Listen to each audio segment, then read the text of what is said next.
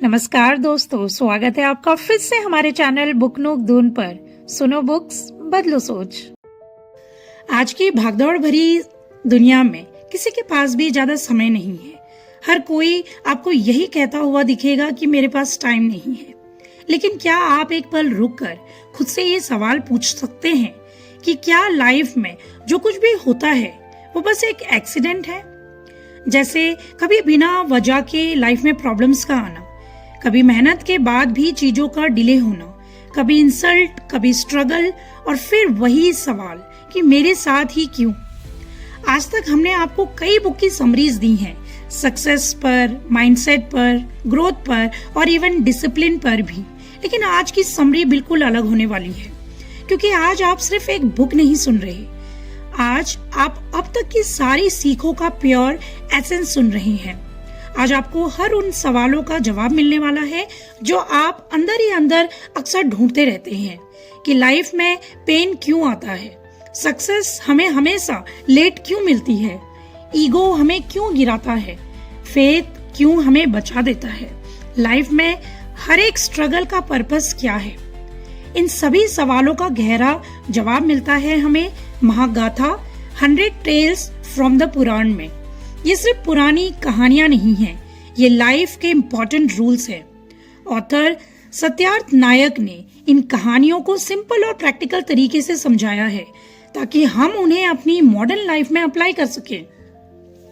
जब रीजन समझ आता है तो कंफ्यूजन खत्म हो जाता है और कभी कभी सिर्फ नजरिया बदलने से पूरी लाइफ बदल जाती है। अगर आप सच में अपनी हर एक प्रॉब्लम का आंसर जेन्युइनली चाहते हैं तो अंत तक सुनिएगा जरूर। और अगर आपको ऐसी डीप और प्रैक्टिकल ऑडियो बुक समरीज पसंद आती हैं तो अभी हमारे चैनल को सब्सक्राइब कर लीजिए, क्योंकि यहाँ हम अपग्रेड के पीछे नहीं, ट्रांसफॉर्मेशन के पीछे जाते हैं। और आज हम इस पावरफुल बुक को एक स्पेशल सीरीज में शुरू कर रहे हैं। आज की यह समरी होगी पार्ट 1, जिसमें हम कवर करेंगे 10 ऐसी स्टोरीज जो आपकी लाइफ में आप तुरंत अप्लाई करेंगे और ये बहुत ही कमाल की हैं। अगले पार्ट में हम अगली 10 स्टोरीज लेके आएंगे। इस तरह हम इस पूरी बुक को 10 पार्ट्स में समझने वाले हैं, step by step, deep and practical way में। तो अगर आप इस जर्नी का हिस्सा बनना चाहते हैं, अगर आप ये चाहते हैं कि कोई भी पार्ट आप मिस ना करें और लाइफ में सक्सेस और ग्रोथ के रास्ते आपके लिए खुल जाए, तो तुरंत ही हमसे जुड़ जाइए, सब्सक्राइब कीजिए और भर भर के सपोर्ट दीजिए अपना, और इस सीरीज से जुड़े रहिए क्योंकि यह सिर्फ शुरुआत है। तो चलिए शुरुआत करते हैं स्टोरी नंबर 1 से। ब्रह्मा ने सृष्टि की शुरुआत की। स्टार्टिंग में ना धरती थी, ना आकाश, ना ही समय, सिर्फ अनंत पानी और गहरा अंधेरा था चारों तरफ। और उसी शांति में विष्णु की नाभि से कमल निकला और उससे ब्रह्मा प्रकट हुए।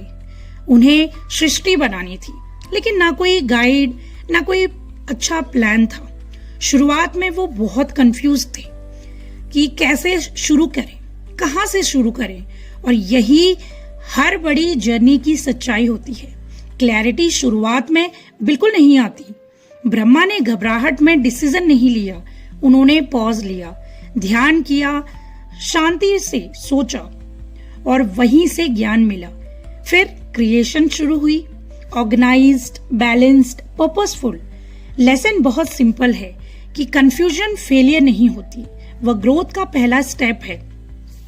क्लैरिटी इंतजार करने से नहीं आती, बल्कि एक्शन और इनर फोकस से मिलती है। तो अगली बार जब लाइफ में आपको खाली स्पेस दे, जब कुछ समझ ना आए, सब कुछ खाली खाली लगे, तो बिल्कुल भी घबराइएगा मत। शायद आप भी अपनी सृष्टि बनाने वाले हैं, क्योंकि हर महान शुरुआत पहले अंधेरे से ही गुजरती है। जब आप कुछ नया शुरू करते हैं तो सबसे बड़ी रुकावट बाहर नहीं बल्कि अंदर से आती है। यही है स्टोरी नंबर 2। विष्णु ने मधु और कैटब का अंत किया। जब इस दुनिया की, इस सृष्टि की शुरुआत हुई थी, तभी एक नई समस्या भी पैदा हुई। विष्णु ने कान से 2 असुर जन्मे, यानी विष्णु के कान से 2 असुर का जन्म हुआ, एक मधु और दूसरा कैटब। वे बहुत ज्यादा शक्तिशाली थे, पावरफुल थे और उनका यही लक्ष्य था कि सृष्टि को रोक देना। उन्होंने ब्रह्मा पर हमला कर दिया। सोचिए, क्रिएशन अभी शुरू भी नहीं हुई थी और डिस्ट्रैक्शन सामने खड़ा था। तब विष्णु ने लंबी लड़ाई लड़ी। ये सिर्फ शक्ति की लड़ाई नहीं थी, ये संतुलन बचाने की लड़ाई थी, बैलेंस की लड़ाई थी। और अंत में उन्होंने उन दोनों को मार दिया, उनका अंत हो गया। लेकिन इस कहानी का असली अर्थ क्या है कि मधु और केटब बाहर के दुश्मन नहीं हैं, वे हमारे अंदर के ईगो, आलस, डिस्ट्रैक्शंस और इग्नोरेंस हैं। जब आप कुछ बड़ा बड़ा शुरू करते हैं तो सबसे पहले अटैक बाहर से नहीं आता, बल्कि आपके अंदर से आता है। कल से पढ़ूंगा, थोड़ा और आराम कर लेता हूं, अभी मूड नहीं है। यही आपके असली असुर होते हैं, यानी इनर डिसिप्लिन ही असली विक्ट्री है। याद रखिए, दुनिया आपको उतना नहीं रोकती जितना आपका खुद का मन आपको रोकता है। जब आप अपने अंदर के मधु और केटब को हरा देते हैं, तब कोई बाहरी शक्ति आपको रोक नहीं सकती। सबसे बड़ी लड़ाई बाहर नहीं, अंदर होती है। अगर जिंदगी में कुछ भी कभी खत्म ना हो तो नया शुरू कैसे होगा? इसी बात को प्रूफ करने के लिए स्टोरी 3 सुनते हैं, शिव का प्रकट होना। जब सृष्टि बन चुकी थी तब एक और सवाल उठा कि अगर सब कुछ बनता ही रहे तो बैलेंस कौन बनाए रखेगा? तभी प्रकट हुए थे शिव जी, शिव भगवान जी। लोग अक्सर उन्हें सिर्फ विनाश का देव कहते हैं, लेकिन सच तो यह है कि वे संतुलन और परिवर्तन की शक्ति हैं। सोचिए, अगर कुछ भी कभी खत्म ही ना हो तो नया शुरू कैसे होगा? प्रकृति हमें रोज यही सिखाती है कि पुराने पत्ते गिरते हैं तभी नए पत्ते आते हैं। लाइफ में भी बिल्कुल ऐसा ही होता है। ओल्ड हैबिट्स को छोड़ना दर्द भले ही देता है, कंफर्ट जोन को छोड़ना भले ही हमें अनकंफर्टेबल लगता है, लेकिन वही डिस्कंफर्ट आपकी ग्रोथ की शुरुआत होता है। शिवा हमें ये सिखाते हैं कि हर अंत हार नहीं होता, कई बार वही अंत आपके अगले लेवल की तैयारी होता है। चेंज अनकंफर्टेबल है, लेकिन बहुत जरूरी है। हर अंत में एक नई शुरुआत छिपी होती है। लेकिन क्या हर क्रिएशन क्रिएटर की इच्छा से चलेगी या हर आत्मा अपना अलग रास्ता चुनेगी? यही बताती है स्टोरी नंबर 4, ब्रह्मा और नारद का विवाद। ब्रह्मा चाहते थे कि नारद सृष्टि को आगे बढ़ाए। उनका मानना था कि यही उनका कर्तव्य है। लेकिन नारद ने अलग रास्ता चुना। उन्होंने वैराग्य चुना, भक्ति चुनी, इनर फ्रीडम चुनी। यहीं से टकराव शुरू हुआ, एक्सपेक्टेशंस वर्सेस कॉलिंग। ब्रह्मा क्रोधित हुए और क्रोध में आकर नारद को श्राप दे दिया। लेकिन इस कहानी का असली अर्थ क्या है कि हर आत्मा एक जैसी नहीं होती। हर किसी का अपनी लाइफ में अलग पर्पस होता है। अब रियल लाइफ में भी यही होता है। पेरेंट्स चाहते हैं कि उनका बच्चा आगे जाके डॉक्टर बने और बच्चा आर्टिस्ट बनना चाहता है। कॉन्फ्लिक्ट तो तब पैदा होता है जब प्यार कंट्रोल में बदल जाता है। हर सोल का अपना पाथ होता है। किसी को फोर्स करके महान नहीं बनाया जा सकता। अपनी कॉलिंग पहचानना ही सच्ची आजादी होती है। सृष्टि में सब कुछ था, लेकिन जिम्मेदारी किसे दी जाए? इसी वजह से स्टोरी नंबर 5 का जन्म हुआ, मनुष्य की रचना। जब ब्रह्मा ने मनुष्य को बनाया तो उसे सिर्फ शरीर नहीं दिया, उसे दी चुनने की ताकत। यही इंसान की असली शक्ति शुरू होती है। जानवर भूख से चलते हैं, इंसान अपने निर्णय से चलता है। वह हालात को दोष दे सकता है या हालात बदल सकता है। वह गिर सकता है या उठकर इतिहास बना सकता है। 2 लोग एक ही घर में अगर पैदा होते हैं, एक कहता है कि मेरे पास कुछ नहीं है और दूसरा कहता है मैं कुछ बनकर दिखाऊंगा। अब फर्क किसमें था? किस्मत में नहीं, चॉइस में। यही कहानी सिखाती है कि भगवान ने डेस्टिनी लिखकर नहीं दी है, उन्होंने पेन आपके हाथ में दे दिया। आपकी रोज की छोटी चॉइसेस आपका पूरा फ्यूचर तय करती हैं। आप वही बनते हो जो आप रोज अपने लिए चुनते हैं। पावर और नॉलेज आपके पास हो, लेकिन अगर ईगो बढ़ जाए तो क्या होगा? इसी बात पे सुनते हैं स्टोरी नंबर 6, शिव ने ब्रह्मा का सिर काटा। ब्रह्मा ने सोचा कि मैं सबसे बड़ा हूं, सबसे पावरफुल हूं, उनके मन में ईगो आ गया। शिवा ने देखा कि ब्रह्मा पावरफुल और डिवाइन है, लेकिन उनका ईगो सृष्टि में बैलेंस को बिगाड़ रहा था। इसलिए शिवजी ने एक्शन लिया। क्रोध में उन्होंने ब्रह्मा का एक सिर काट दिया। इससे हमें ये सीख मिलती है कि ईगो कभी भी अलाउड नहीं होता, चाहे आप कितना भी पावरफुल या इम्पोर्टेंट क्यों ना बन जाएं। नम्रता ही असली ग्रेटनेस है। पावर और नॉलेज तभी मीनिंगफुल है जब आप में नम्रता हो। अहंकार जितना बड़ा होता जाएगा, गिरावट उतनी तेज होगी। तभी आपने अपने आसपास देखा होगा कि जिन लोगों में ईगो आ जाता है उनका पतन होना निश्चित है। कभी सोचा है आपने कि जो चीज आप अपने हाथ में समझते हैं वह सच में आपका है या सिर्फ ये दिखावा है? इसी बात से जन्म हुआ स्टोरी नंबर 7 का, नारद और माया। नारद ने ये सोचा कि मैं सब कुछ जानता हूँ, मैं सब कंट्रोल कर सकता हूँ। उनमें बहुत ही ज्यादा ओवर कॉन्फिडेंस था। विष्णु ने उन्हें सिखाने के लिए ऐसा अनुभव दिया। नारद ने अपने घर, परिवार और सुख का आनंद लिया, लेकिन अचानक सब कुछ गायब हो गया। जो उन्होंने सच्चा समझा वह केवल अस्थायी और दिखावटी था।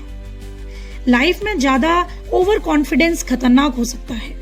हम अक्सर टेम्परेरी सक्सेस को परमानेंट समझ लेते हैं और यही गलतियां हमें लाइफ में आगे नहीं ले जाती बल्कि गिरा सकती हैं। आप चाहे जॉब या प्रमोशन मिल जाए आपको और आप ये सोच लें कि आप सब मेरे कंट्रोल में है, लेकिन सच में सब बदल सकता है। लाइफ में कुछ भी स्थिर नहीं है, हर चीज बदलती रहती है। जो आप कंट्रोल समझते हैं वह भी केवल दिखावा हो सकती है, वह कभी भी बदल सकती है। समस्या कभी बाहर नहीं होती, समस्या हमारे बिहेवियर में और हमारी सोच में छिपी होती है। और इसी वजह से जन्म हुआ स्टोरी 8 का, जय और विजय। भगवान विष्णु के द्वार पर जय और विजय पहरा देते थे। वे बहुत ही ज्यादा पावरफुल थे, जिम्मेदार थे, लेकिन धीरे धीरे उनके अंदर हल्का सा अहंकार आ गया, ईगो आ गया। एक दिन 4 ऋषि भगवान से मिलने आए। जय और विजय ने उन्हें रोक दिया। उनका इरादा बुरा नहीं था, लेकिन उनके बिहेवियर में नम्रता नहीं थी। ऋषियों को अपमान महसूस हुआ। उन्होंने श्राप दे दिया कि तुम 3 जन्म तक असुर बनोगे। यही श्राप आगे चल के उन्हें हिरण्यकशिपु और रावण जैसी शक्तिशाली असुरों के रूप में जन्म लेने का कारण बना। ये कहानी सिर्फ श्राप की नहीं है, ये ईगो और बिहेवियर की कहानी है। जब इंसान को पावर या फिर पोजीशन मिलती है तो वह खुद को बड़ा समझने लगता है, वह सामने वाले की भावनाओं को नहीं समझता। एक छोटा सा कठोर बिहेवियर आपके फ्यूचर को बदल देता है। कहानी हमें ये सिखाती है कि गलती हमेशा बुरी नीयत से नहीं होती, कभी कभी वह गलत एटीट्यूड से होती है। अगर आप किसी पोजीशन पे हैं, जैसे कि टीचर, मैनेजर, लीडर, और आप लोगों से सही तरीके से बात नहीं करते, तो वही बिहेवियर एक दिन आपके खिलाफ खड़ा हो सकता है। शक्ति मिले तो नम्रता और बढ़ाओ, सम्मान दो, क्योंकि वही लौट कर आता है। कर्म का परिणाम देर से आता है, लेकिन आता जरूर है। यही इस कहानी की गहरी सीख है। जब आप सच बोलते हैं तो सबसे पहले लोग आपसे नाराज होते हैं। और इसी बात से जन्म हुआ स्टोरी नंबर 9, दक्ष ने नारद को श्राप दिया।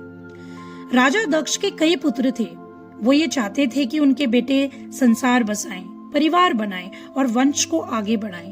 तभी नारद मुनि वहां पहुंचे। उन्होंने दक्ष के बेटों को जीवन का गहरा सच भी समझाया कि असली शांति भगवान की भक्ति और आत्मज्ञान में है। दक्ष के बेटे ये सुन के संसार छोड़कर साधना के मार्ग पर चल पड़े। यह देखकर दक्ष बहुत ज्यादा क्रोधित हो गए। उन्हें लगा कि नारद ने उनके परिवार को तोड़ दिया और गुस्से में आकर उन्होंने नारद को श्राप दिया कि तुम कभी भी एक जगह पर स्थिर नहीं रह पाओगे। तभी से कहा जाता है कि नारद मुनि हमेशा एक लोक से दूसरे लोक में घूमते रहते हैं। सच बोलना आसान नहीं होता। जो सही बात कहता है उसे विरोध हमेशा सहना पड़ा है।